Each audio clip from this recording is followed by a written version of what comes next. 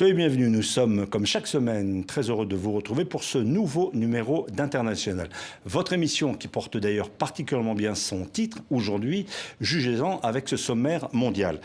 Tout d'abord, Donald Trump à la Maison-Blanche depuis 48 heures, un président, mais l'impression d'avoir deux Amériques face à face. À Londres, c'est Theresa May, première ministre, qui annonce un Brexit dur, clair et net. On pourrait également parler du contre-sommet de l'extrême droite, contre-sommet européen à Koblenz en Allemagne, et puis naturellement en France aujourd'hui, une consultation, la primaire de la gauche pour désigner le candidat qui peut-être pourrait briguer d'être présent au deuxième tour de l'élection présidentielle dans 2 mois. Notre invité aujourd'hui a naturellement les éléments pour répondre à toutes ces questions. Elisabeth Guigou, merci d'être avec nous. Vous êtes actuellement présidente de la Commission des Affaires étrangères à l'Assemblée nationale.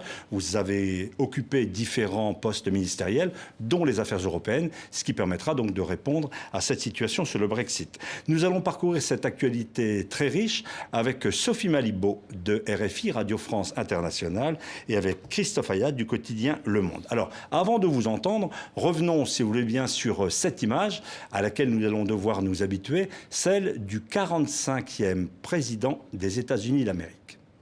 À peine installé dans le bureau ovale, Donald Trump veut montrer qu'il se met au travail sans attendre.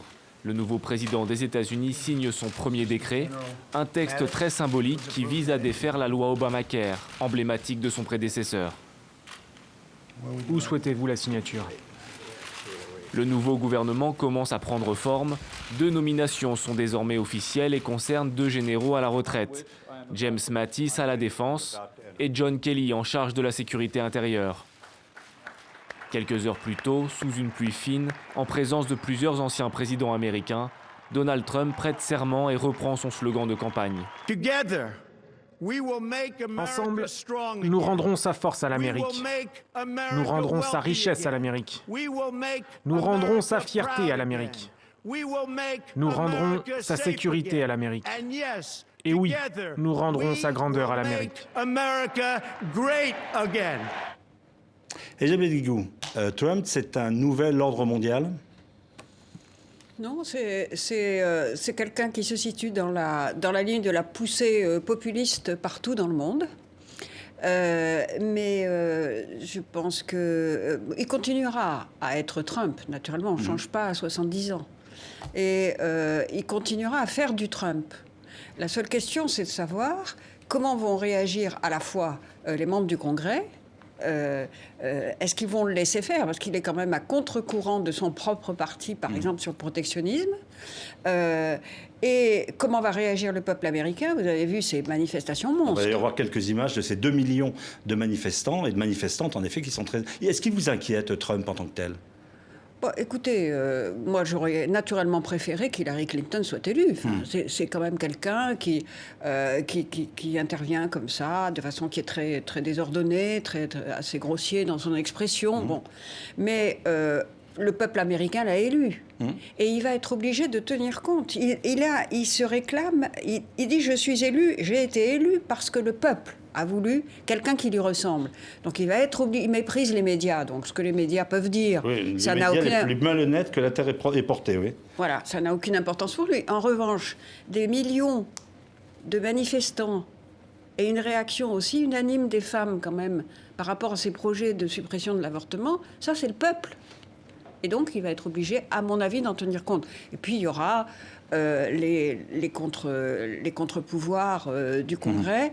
Ce qui est sûr, c'est qu'il va nommer prochainement un juge à la Cour suprême qui va être forcément conservateur. Donc ça c'est un risque aussi.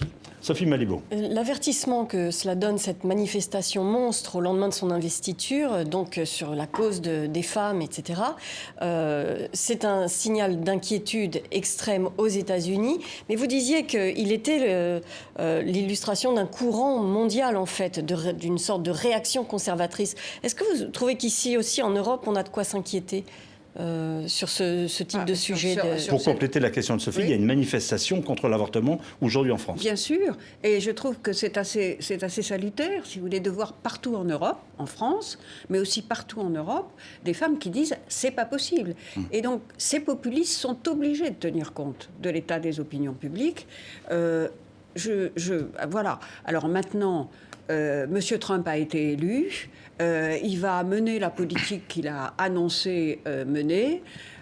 Avec probablement quelques bémols. Mais moi, je ne suis pas... et je pense, après, tout dépend aussi, nous, Européens, ce que nous voulons faire. Monsieur Trump il ne peut pas dicter sa loi au monde. Nous sommes dans un monde qui est beaucoup plus hétérogène, si vous voulez, qu'à la fin de la Deuxième Guerre mondiale, où c'était vraiment l'hégémonie américaine, puis après l'hyperpuissance américaine.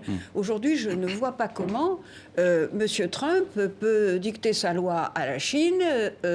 Regardez que M. Poutine, ils se sont fait des grâces mutuelles pendant la campagne, mais enfin, il va mettre quelques mois, oui, du temps à le recevoir. Quelques mois. C'est quand même assez révélateur. Elisabeth Guigou, je reviens au discours de Trump. Son slogan principal, c'est « America First », l'Amérique d'abord. Est-ce que ça veut dire qu'il n'y a plus d'alliés, il n'y a plus d'alliance, les États-Unis font leur politique, que ça soit vis-à-vis de gens dont ils étaient proches, la France, l'Allemagne, la Grande-Bretagne, ou de gens lointains, la Chine et autres? Oui, c'est-à-dire, moi je vois ça plutôt comme le retour à un courant qui a toujours existé aux États-Unis, celui de l'isolationnisme. Enfin, ça remonte même au XIXe siècle. Avec une outrance dans l'expression, ça va être intéressant de voir si M. Trump, qui va à un moment donné se poser la question de l'image qui va donner dans l'histoire, va continuer sur ce mode d'expression, parce que les mots comptent, évidemment. Mais bon, c'est un courant isolationniste. Il n'est pas au pouvoir depuis très longtemps aux États-Unis. Non, bien sûr. Il y aura, bien sûr. Mais regardez, Obama, déjà, avait donné des signes de désengagement. C'est particulièrement net au Moyen-Orient, quand même. Il n'a pas levé le petit doigt. Il a laissé Kerry... qui s'est démené comme un beau diable. L'Amérique s'est quand même abstenue sur l'affaire de la résolution de l'ONU sur la colonisation. Exactement. Donc vous vous souvenez de la dérobade funeste, quand même. Lorsque M. El-Assad a franchi la ligne rouge que Barack Obama avait lui-même fixée, c'est-à-dire ne pas utiliser d'armes chimiques contre son propre peuple et d'ailleurs contre quiconque. Donc, à la dernière minute, quand même. Donc, on peut dire qu'il y a une sorte d'évolution et que ça doit nous inciter, nous, Européens, de prendre davantage nos affaires en main, mais je suppose qu'on va y revenir. Mais là, j'y reviens, j'insiste. Vous avez un président américain qui dit « l'OTAN est obsolète ». Voilà. Oui. Il va beaucoup plus loin que Barack Obama, que quiconque avant. Oui. Est-ce que l'OTAN est obsolète et que les Européens doivent désormais veiller à leur propre sécurité parce que cet instrument n'est plus tout à fait fiable et qu'on n'est pas sûr du tout que les Américains assureront une protection? Ça, c'est évidemment une question très importante. Monsieur Mattis n'a pas tout à fait dit ça. Hein, son ministre de la Défense, donc. Je crois, moi, très très important que l'Alliance Atlantique perdure. Ceci dit, il y a eu, ces dernières années, à mon avis, par exemple, un élargissement de l'OTAN qui a été... qu'on n'aurait pas dû autoriser. L'OTAN n'a pas été faite pour ça. Alors que l'OTAN défende le territoire de l'Europe, elle a été créée pour ça. Qu'on ait, par exemple, un renforcement de la présence de l'OTAN dans les pays baltes ou en Pologne, dans les endroits, mais pas de façon agressive. Les missiles, qu'est-ce que vous voulez, c'est une provocation, à mon avis, inutile vis-à-vis de M. Poutine. Mais un renforcement de la présence conventionnelle pour interdire les incursions russes qui se font quand même un peu partout. Ça, c'est une alliance défensive, qui, à mon avis, reste utile. Mais arrêtons d'élargir l'OTAN. Quand, en 2008, au sommet de Bucarest, M. Sarkozy et Mme Merkel ont évité le pire, c'est-à-dire qu'on ouvre la porte à l'Ukraine et à la Géorgie pour entrer dans l'OTAN, ce qui aurait été pour la Russie, enfin, quelque chose presque une déclaration de guerre. Ils ont quand même accepté la perspective de les voir adhérer à l'OTAN. Alors, M. Poutine, il en a fait un prétexte. Voilà, un prétexte pour se comporter comme il l'a fait en Ukraine, pour annexer la Crimée. Et je trouve que ça, c'était pas très intelligent. Elisabeth Guigou, que reste-t-il d'Obama? On a prononcé son nom ici. Il reste quoi? Le prix Nobel de la paix, qu'il a eu d'ailleurs dès le début de son arrivée à la Maison-Blanche. Il reste une belle image, quelqu'un de populaire qui a été aimé dans le monde. Mais quel bilan au moment où il quitte la Maison-Blanche? Moi, je trouve qu'il a un bon bilan intérieur, Obama. Obamacare est détricoté, c'est son système de santé. Il n'y a pas que l'Obamacare. Ouais. Enfin, sous sa présidence, pendant les 8 ans, le chômage a été divisé par 2. La croissance est revenue. Il a fait voter la loi Dodd-Frank pour quand même réguler un minimum la finance, séparation des banques d'affaires et des banques de dépôt. Les États-Unis n'ont pas été pour rien dans la fin du secret bancaire d'un monde. N'oublions pas que ce sont eux qui ont fait plier la Suisse là-dessus, et que l'Union européenne n'a fait que suivre, alors qu'on aurait dû depuis longtemps mettre fin à tout ça. Donc il laissera une trace, il laissera une marque. Non, mais et l'Obamacare, c'est quand même... Alors, il n'a pas réussi à faire tout ce qu'il voulait, puisqu'il y avait 40 millions d'Américains non assurés, il y en a maintenant une vingtaine de millions, 22 je crois, assurés. Bon, mais quand même, et je doute que M. Trump arrive à supprimer complètement l'Obamacare. D'ailleurs, lui-même, M. Trump a dit qu'il fallait trouver quelque chose pour le remplacer, parce qu'il ne peut pas, naturellement, être indifférent à cette inquiétude profonde, non seulement des Américains modestes, enfin, qui n'ont pas d'assurance, mais des assureurs, mais des médecins, mais de toute une partie de... Sophie Malibaud. Quelque chose de nouveau aussi avec Trump, c'est sa façon de communiquer, sa façon compulsive de recourir à Twitter pour communiquer directement. Alors peut-être avec ses électeurs, avec les Américains, mais pas seulement. Alors comment est-ce que les Européens, comment est-ce que les gouvernants doivent réagir à cette tweetomania de Trump? Oui, alors je me souviens d'une couverture du Finalement. New York Post 2 jours après son élection. Commander in tweet. Et alors il y en a d'autres qui disent Twitter in chief. Bon, très bien. Écoutez. Franchement, voilà, c'est comme ça fait partie de son personnage. Oui, mais quel crédit crédit est-ce qu'on doit donner à ces déclarations sur Twitter? Est-ce que les gouvernements doivent réagir à une administration ou à un homme qui tweet à la tête je veux dire, on n'a pas se laissé balloter par M. Trump, c'est tout. Il est ce qu'il est, les Américains l'ont choisi, il faut faire avec. Malheureusement, moi je préférais... Mais ces tweets sont... Mais ces tweets, c'est des tweets. Et alors, que pèsent les tweets? Les tweets n'ont de valeur que celle que vous leur donnez, et puis c'est tout. Christophe Ayat. Je reviens aux Européens, Madame Guigou. Il semble que Donald Trump, il ait quand même une sorte d'hostilité fondamentale au projet européen. Lorsqu'il dit le Brexit c'est formidable, vous allez gagner de l'argent, la Grande-Bretagne va aller de mieux en mieux et d'autres vont suivre. Est-ce que Trump veut détruire l'Union européenne? Non, je ne crois pas. Je crois que tout dépend de ce que les Européens vont faire de notre Europe. Voilà.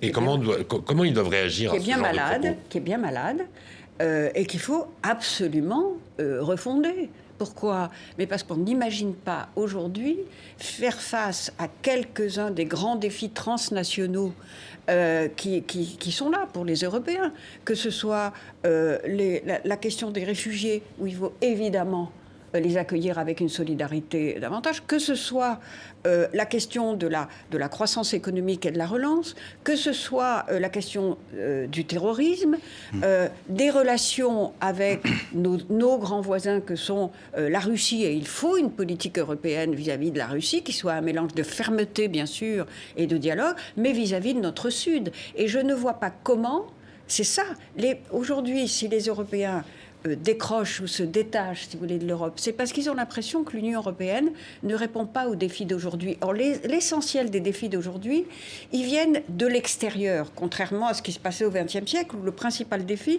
c'était de plus jamais faire la guerre entre Européens. C'était un défi interne à l'Europe. Aujourd'hui, les défis viennent de l'extérieur. Il faut que l'Europe se dote d'une politique étrangère. Mais les défis ne viennent pas que de l'extérieur. Il y a quand même ce problème économique et ce problème de la relation avec Bruxelles, avec la Commission. On voit, par exemple, un ministre des Finances italien déclarer il y a quelques heures que le problème de l'Europe, c'est l'Europe et que, en fait, Bruxelles est en train d'empêcher l'Italie de retrouver de la croissance en demandant à l'Italie de brider encore son budget alors qu'elle est confrontée justement à ces défis que sont l'entrée des réfugiés, des migrants, plus les catastrophes naturelles, etc. Comment Bruxelles peut empêcher les Italiens de faire les dépenses dont ils ont besoin pour redémarrer? Bien sûr, mais vous avez tout à fait raison.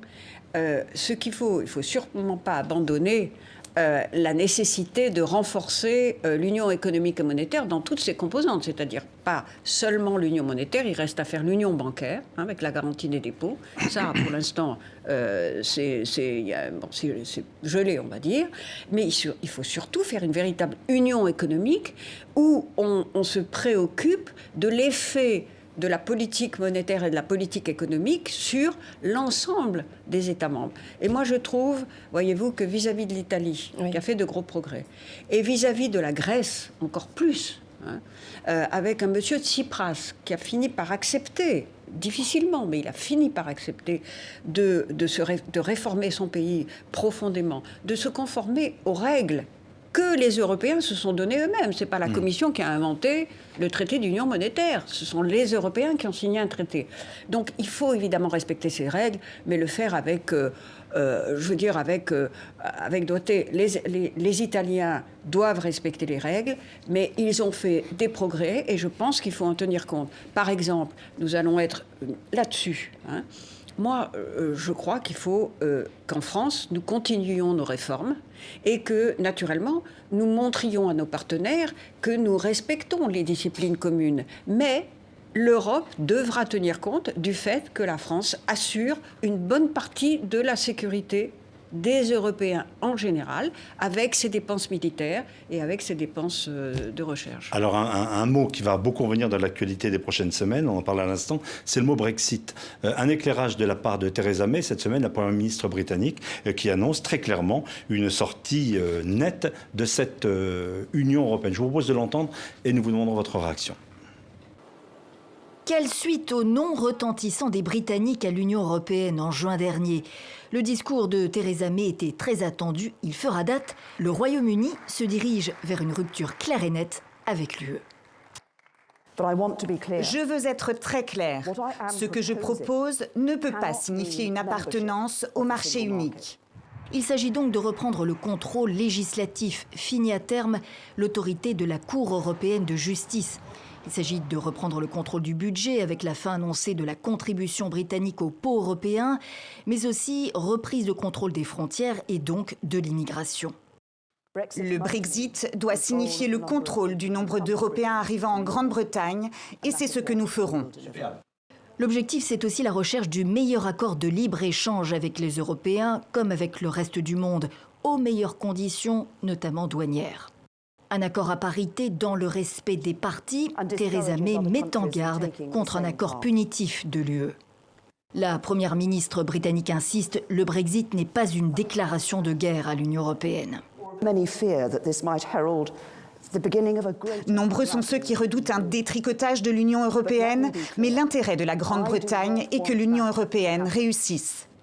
Voilà donc Theresa May qui éclaircit ce Brexit. Ça peut être contagieux, le Brexit? Je ne crois pas. Si ça avait dû l'être, on aurait déjà vu.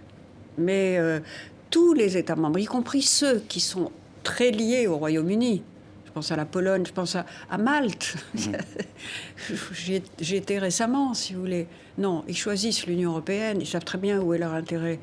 Il faut se rappeler quand même que le Royaume-Uni a toujours eu une attitude très particulière, a toujours préféré le grand large. Churchill lui-même, qui était très européen, qui a présidé le premier congrès de La Haye en 1948, voulait une Europe unie, mais sans le Royaume-Uni, en disant c'est pas notre vocation. Donc voilà, alors aujourd'hui, je pense que Mme May ne pouvait pas dire autre chose que ce qu'elle a dit là. Il fallait tirer les conséquences du vote des Britanniques, que moi je déplore, évidemment. Mais c'est le vote du peuple britannique, il faut le respecter. Dernière question, Sophie Malévo. Oui, non, simplement, vous trouvez qu'elle a été si claire que ça? Parce qu'il y a aussi la possibilité... Réponse rapide, on y reviendra après la pause d'actualité. Elle a été très claire sur le fait qu'elle quittait le marché unique, parce qu'elle ne veut pas de la liberté de circulation des personnes, de la Cour de justice et payer pour le budget européen. En revanche, après... En effet, là, c'est le plus grand flou, puisqu'elle a soufflé le chaud et le froid. Et je pense que, depuis le début d'ailleurs, que la diplomatie britannique est excellente, va essayer d'avoir le beurre et l'argent du beurre. Alors, nous reviendrons sur ce Brexit juste après la pause d'actualité sur les antennes de TV5 Monde et de RFI. À tout de suite.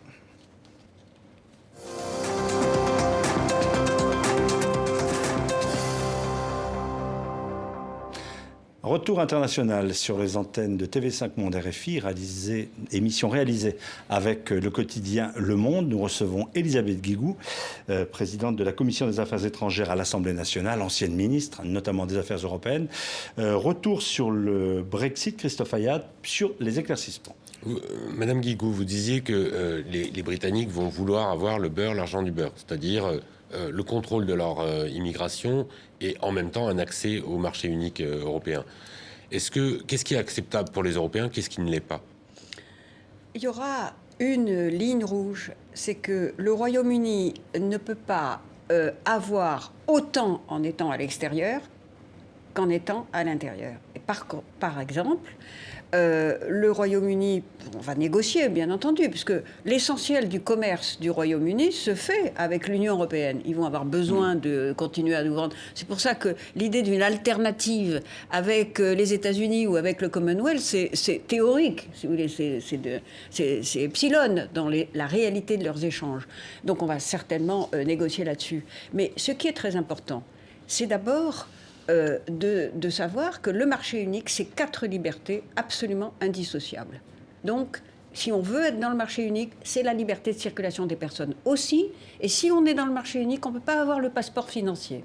C'est-à-dire qu'on ne peut pas être à la fois faire des opérations financières à partir de Londres, dans l'ensemble de l'Union européenne, comme avant, quoi. Donc, et ça, c'était les passeports financiers, parce qu'il y en a plusieurs. Ça, c'est évidemment très important. Donc, les quatre libertés. Par ailleurs, au point de vue de la méthode, ce qui est très important, et nous l'avons dit, parce que nous allons produire un rapport, il y a une mission spéciale de l'Assemblée nationale, présidée par Claude Barthelone, à laquelle j'appartiens bien sûr, mais plusieurs commissions de l'Assemblée, auxquelles nous travaillons sur le Brexit, dont vous verrez un rapport d'ici le mois de février. Ce qui est très important en termes de méthode, c'est qu'on ne mélange pas les négociations du divorce, proprement dit, fameux article 50, qui, à partir du moment où Mme May aura invoqué cet article, et elle dit qu'elle va le faire... Il n'est toujours pas déposé, en effet. Au plus tard fin mars, ça va durer 2 ans. Et ça veut dire qu'il va falloir discuter de quelques questions bien précises. Comment on organise cette séparation en termes de qu'est-ce qu'on fait avec les députés britanniques, qu'est-ce que nous faisons, sur quoi est-ce que le Royaume-Uni veut continuer à contribuer, parce que par exemple ils sont attachés à Erasmus, il va falloir, voilà, comment on organise la sortie en termes financiers, parce qu'il y a des choses qu'ils vont devoir continuer à payer. Bon. Tout ça, c'est des questions bien circonscrites. Et il ne faut pas mélanger ça avec les négociations sur le statut futur. Non, mais c'est évident que ça va être le cas.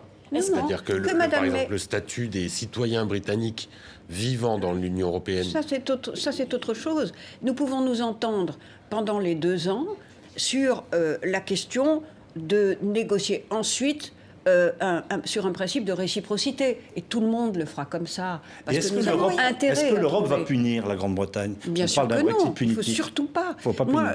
Bien entendu pas. C'est leur choix. Tirant-en toutes les conséquences. J'ajoute même que nous avons, nous, Français, c'est un grand voisin, le Royaume-Uni. On a des liens multiples.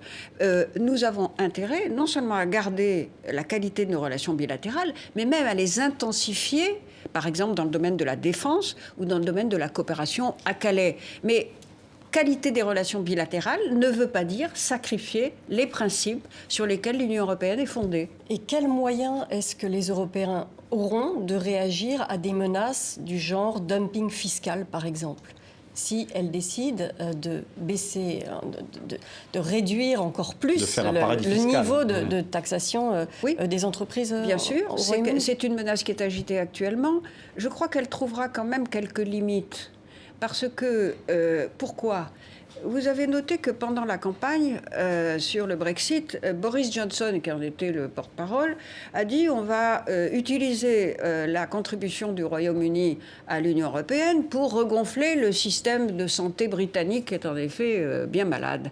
Bon, donc il y aura des limites parce que les Britanniques n'accepteront pas qu'avec une baisse drastique des impôts, on diminue encore la qualité de leur système de santé, on diminue encore... Donc voilà. Alors, tout ça, ça fait partie, bien entendu, de la rhétorique, c'est bonne guerre, on va dire. Oui, mais vous dites qu'il y aura des limites qui s'imposeront d'elles-mêmes, mais vous ne dites pas qu'il y aura des moyens pour les Européens d'empêcher ça. Mais je ne vois pas comment on peut empêcher le Royaume-Uni de mener sa propre politique.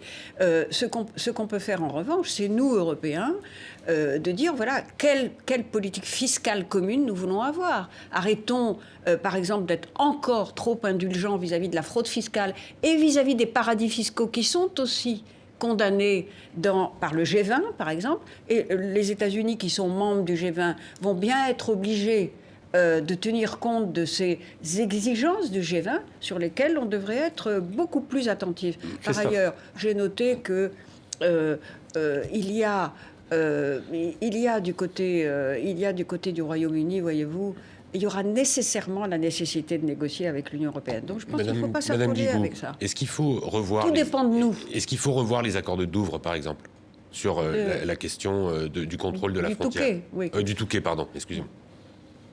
Écoutez, ce qu'il faut, c'est en tout cas ne pas être dans une attitude unilatérale en disant il suffit de repousser la frontière de Calais à Douvres. Bon. Il faut discuter avec le Royaume-Uni, obtenir davantage. Par exemple, je ne comprends pas pourquoi le Royaume-Uni n'accepte pas les mineurs isolés qui sont encore sur la côte, là, ou en France, parce que ça, c'est de l'humanité pure et simple. Donc, il va falloir être... Nous l'avons déjà été. Bernard Cazeneuve a obtenu beaucoup de choses, du Royaume-Uni, qui a financé beaucoup de contrôles, mais il faut continuer. Donc, je pense qu'on peut revoir ces accords, on peut, en exigeant davantage du Royaume-Uni, mais notre intérêt est qu'il y ait un accord avec le Royaume-Uni et pas une attitude unilatérale. Parce que sinon, qu'est-ce qui se passe? Vous aurez un afflux encore, parce que les gens voudront aller à Douvres. Et donc, on aura encore plus ces points de fixation, alors qu'on a toute une politique, Bernard Cazeneuve est absolument excellent là-dessus, de répartition des réfugiés, des réels réfugiés, que nous sommes obligés d'accueillir sur l'ensemble du territoire et pas simplement à Calais, dans la jungle. Moi, j'y suis allée, vous savez, on a une mission là-dessus. Ça ne pouvait pas continuer comme ça, évidemment. Alors, on va parler d'Europe avec un contre-sommet européen qui se déroulait donc hier et aujourd'hui à Koblenz. Ce sont les partis d'extrême droite, Marine Le Pen en France, Geert Wilders pour les Pays-Bas, qui pourrait d'ailleurs gagner, ou bien l'Italien Salvini. Est-ce que l'heure est au populisme et au mouvement d'extrême droite, alors qu'il y a 20 ans, la social-démocratie avait plutôt le vent en poupe en Europe? Oui, mais c'est vrai, mais c'est un réel danger. Et je pense qu'il ne faut pas le sous-estimer.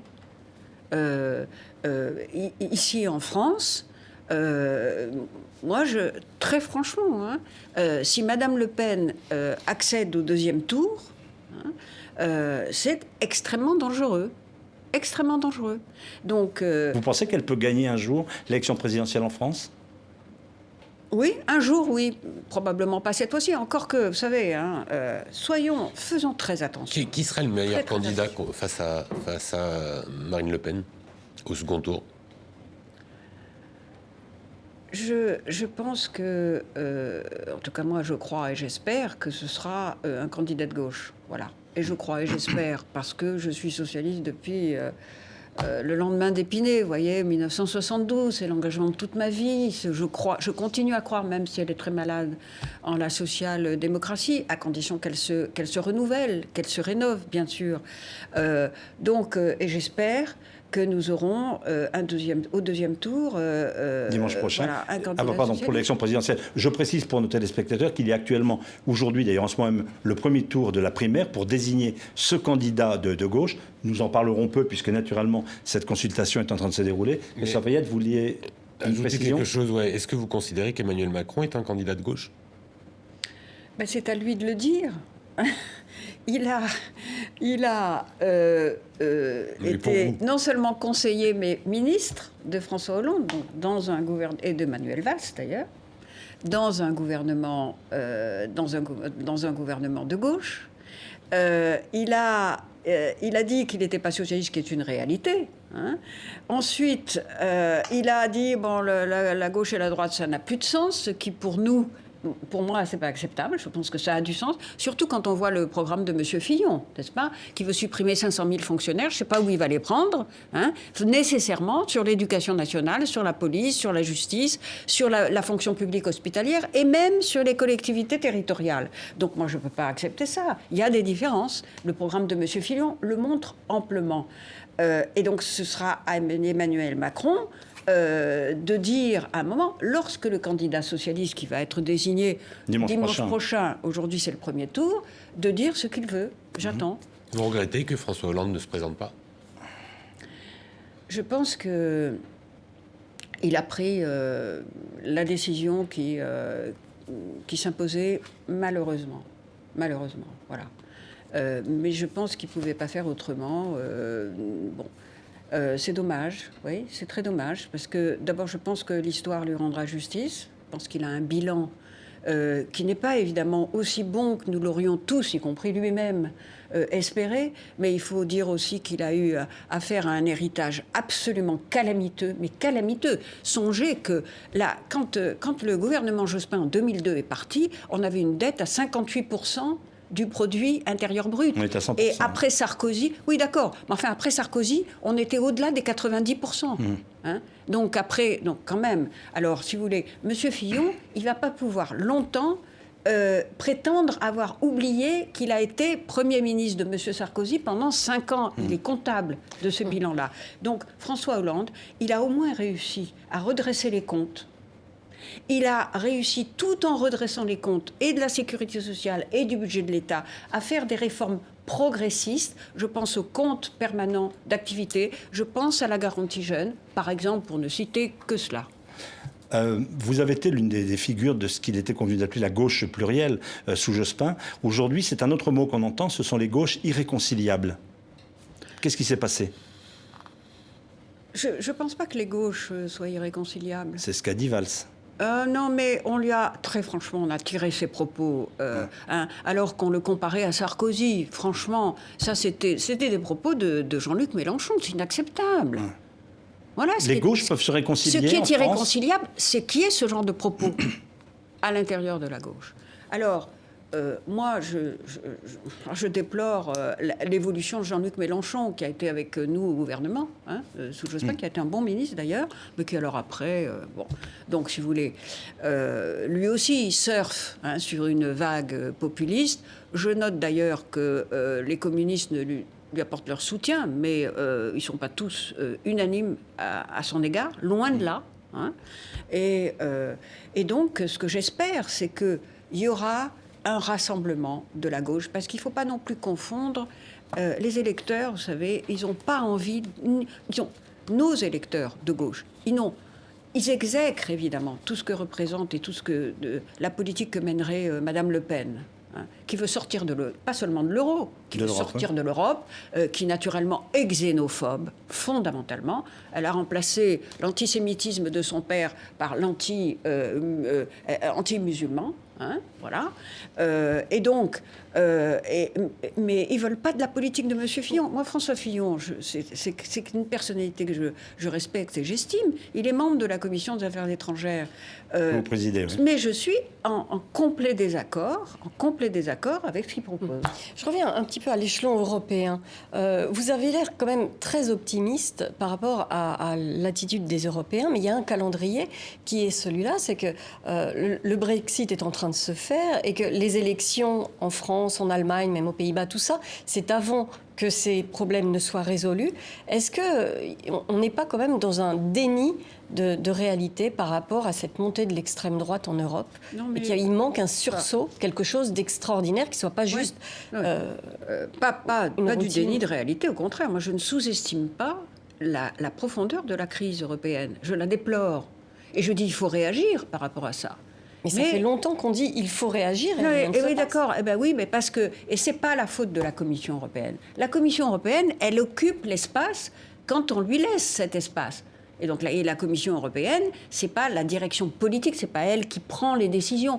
Elle prend les décisions que les traités lui disent de prendre. Donc c'est aux Européens, c'est-à-dire aux au chef d'État et de leader, gouvernement, au chef d'État et de gouvernement de reprendre l'Europe en main. Moi, je crois beaucoup à cette proposition de Manuel Valls, qui est de remettre les choses à plat, c'est-à-dire de faire davantage, comme on dit, de subsidiarité dans le jargon, c'est-à-dire de redéfinir les priorités européennes autour de quelques grandes priorités politiques, et que, à partir de là, les chefs d'État et de gouvernement aient le courage et l'envie d'être véritablement les leaders et de s'accorder. Et si on ne peut pas le faire à 28, eh bien qu'on le fasse à quelques-uns, les traités le permettent. Mais comment on fait, comment on fait quand on est un gouvernement de gauche ou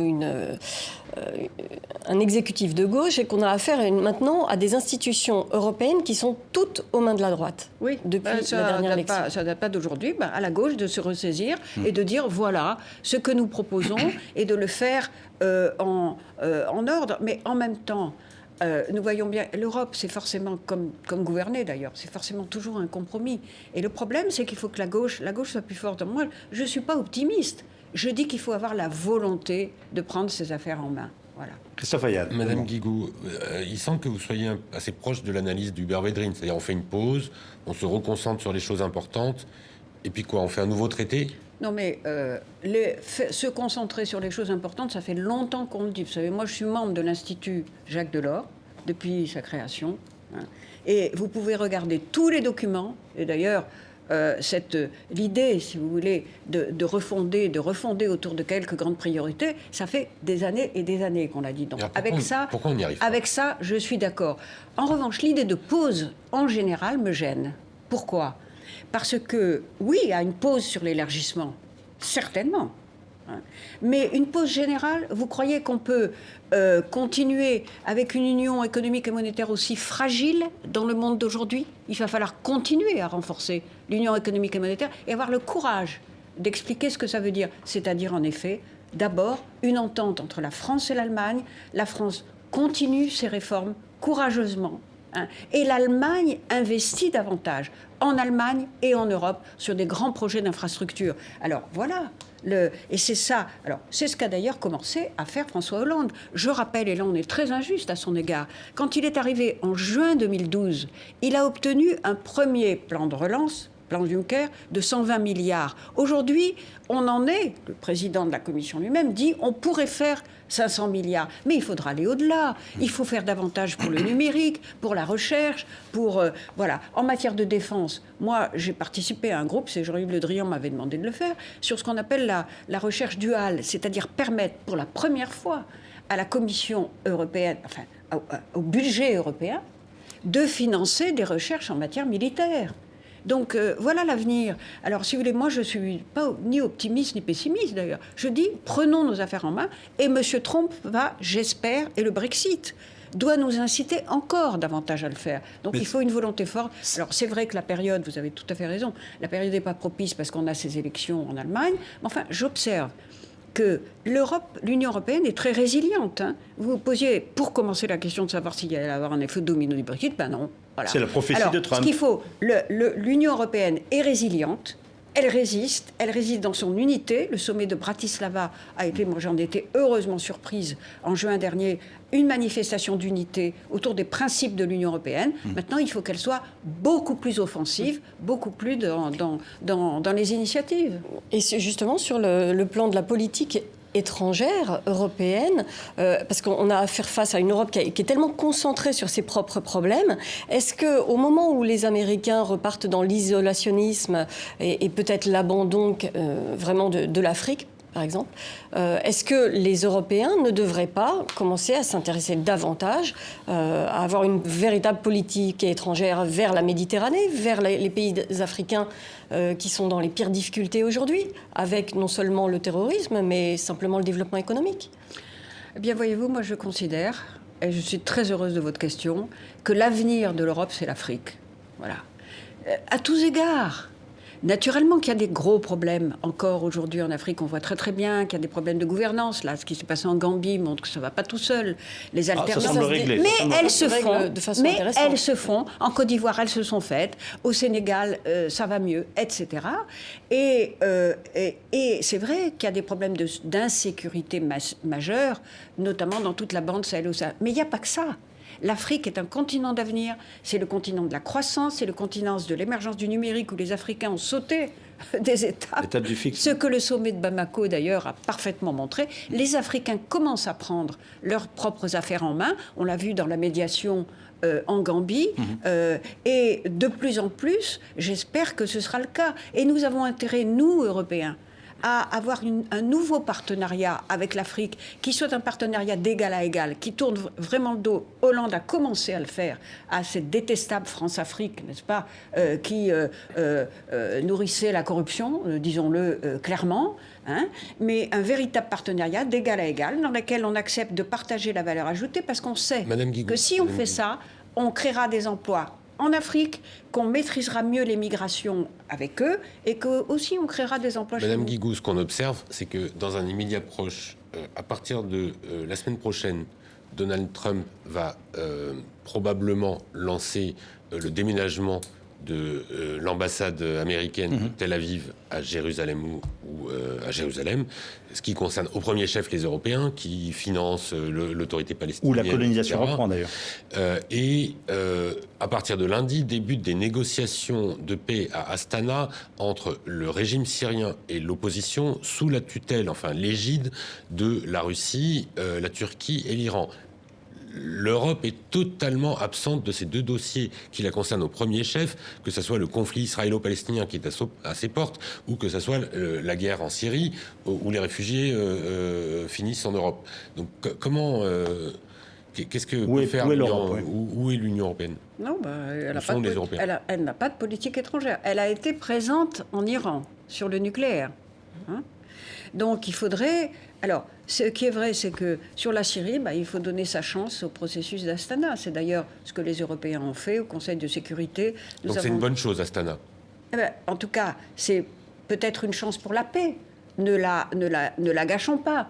C'est vrai qu'il y a des violations, mais ce qui s'est conclu aux Nations Unies avec l'accord de la Russie, c'est qu'on restait dans le cadre, cet accord de paix doit être dans le cadre de ce qui a été convenu lorsqu'on a lancé les négociations de Genève, c'est-à-dire, évidemment, d'impliquer toutes les composantes de la société syrienne. Et c'est d'abord aux représentants de l'opposition syrienne de dire ce qu'ils veulent. Pour l'instant, ils sont en majorité à Astana. S'il y a une chance pour la paix, jouons-la. La deuxième chose... Sur le Proche-Orient ? Ah mais non, mais sur...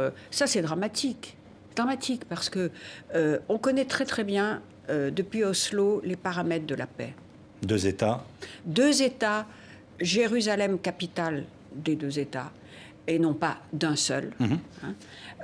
Et bien sûr, après des discussions forcément entre les 2 principaux protagonistes, Israël et l'autorité palestinienne, ça ne se passe pas comme ça, parce que la colonisation continue. Moi, j'ai fait, vous savez, voter à une écrasante majorité à l'Assemblée nationale le principe de la reconnaissance de l'État palestinien, parce que je pense que si ça continue comme ça, il ne pourra plus y avoir d'État palestinien, parce que tout est mité partout en Cisjordanie, et puis que la situation et le statu quo est extrêmement dangereux. Est-ce qu'il faudra la reconnaître avant la fin du mandat de François Hollande? Alors, là où je ne suis pas d'accord avec... vous avez fait une remarque en disant l'Europe est... Non, la France a été à l'initiative. Il y a encore la semaine dernière... Une conférence qui n'a débouché sur rien. Voilà, oui, mais c'est important de continuer à entretenir, n'est-ce pas? Et il y avait quand même une 60aine de pays qui étaient représentés. On n'est pas les principaux de continuer à montrer que la communauté internationale veut la solution à 2 États. Et j'espère que le relais va être pris par la société civile, parce qu'il y a aussi bien en Israël que côté palestinien, il y a certes des gens qui ne croient plus dans la solution à 2 États, mais il y en a aussi dans ces 2 pays qui croient à la solution à 2 États. C'est eux. Alors j'espère qu'on va arriver d'ailleurs à l'Assemblée nationale, j'y travaille actuellement, à faire une rencontre, voilà, parce qu'il faut que je pense que les sociétés civiles s'expriment, des sociétés civiles autour de ce principe et cette volonté des 2 États. Dernière question. Comment dire, les choses se gâtent, ou si les États-Unis ne sont plus un honnête négociateur, comme on dit, est-ce qu'il faut que la France reconnaisse l'État palestinien? Une réponse très rapide. Je pense qu'il faut essayer de le faire avec les Européens. Je ne pense pas à une attitude unilatérale de ce point de vue-là. Nous le souhaitons, bien entendu. J'espère que plusieurs parlements et qu'une situation se créera. Mais ce qu'il faut surtout, c'est faire reprendre les discussions, faire les pressions nécessaires pour faire reprendre les discussions entre Israël et les Palestiniens. Merci Elisabeth Guigou, présidente de la Commission des Affaires étrangères de l'Assemblée nationale, ancienne ministre, d'avoir été avec nous pour commenter cette actualité internationale. Merci d'avoir été des nôtres. Nous nous retrouvons, vous le savez, dimanche prochain pour un autre numéro de cette émission d'International, RFI, TV5 Monde et le quotidien Le Monde. Excellente suite de programme.